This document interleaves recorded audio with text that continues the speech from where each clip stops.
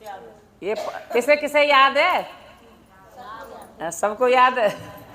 पंचपात्र में पहले मतलब गंगाजल डालो, फिर ऊपर से जल डालो, तो ये सारा जल बन गया।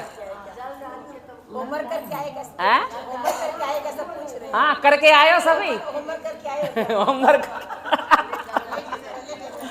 पहले ये पंचपात्र में जल डालो, गंगाजल, फिर ऊपर से जल डालो, फिर इस जल से पहले मतलब हाथ तो धो के आती है, फिर भी मतलब एक बार ऐसे हाथ धोने चाहिए इस तरह से एक बूंद डाल के, और 3 बार आचमन करना चाहिए। केशवाय नमः, माधवाय नमः, नारायणे नमः, और चौथी बार हाथ धोने चाहिए, ऋषिकेशाय नमः। अब जैसे आज भी मैं मंदिर गई और रोज ही जाती हूँ मंदिर, तो रोज देखती हूँ पंडित जी सबको जल देते हैं, सभी को देते हैं पंडित जी जल, तो जल पीते हैं सभी जल पिया और सीधे सिर पे हाथ। तो वो जो झूठा हाथ है, जो मतलब जल पिया तो हाथ झूठा हो गया, और वो झूठा हाथ सर पे जो करा तो सारा शरीर झूठा हो गया।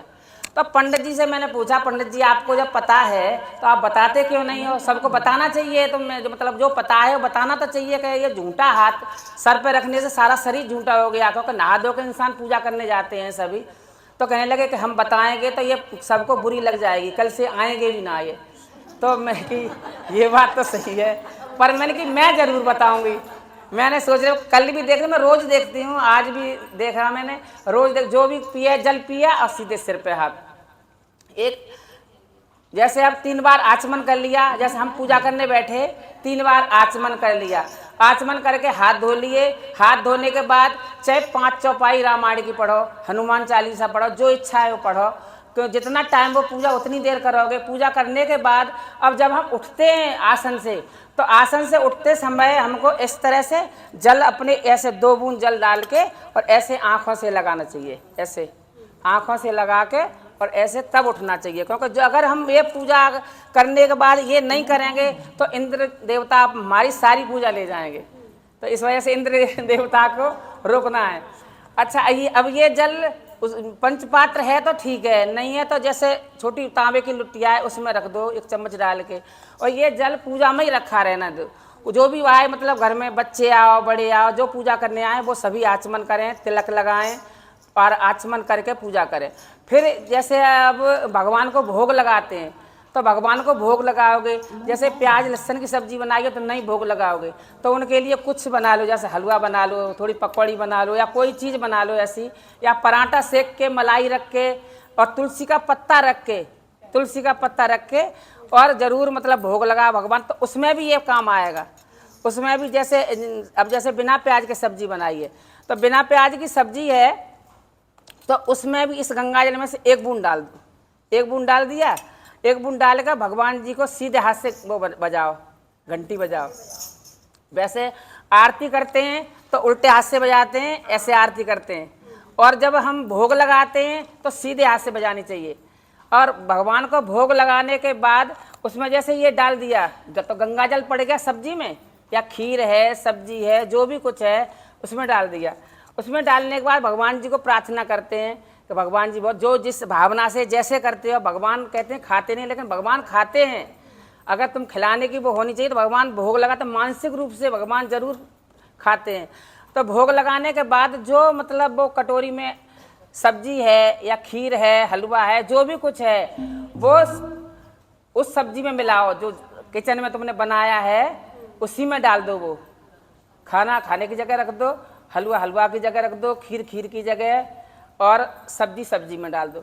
जो सब घर के मेंबर जो खाएंगे उस प्रसाद को, तो प्रसाद हो गया ना, वो सब प्रसाद होगा, सभी उस प्रसाद को खाएंगे।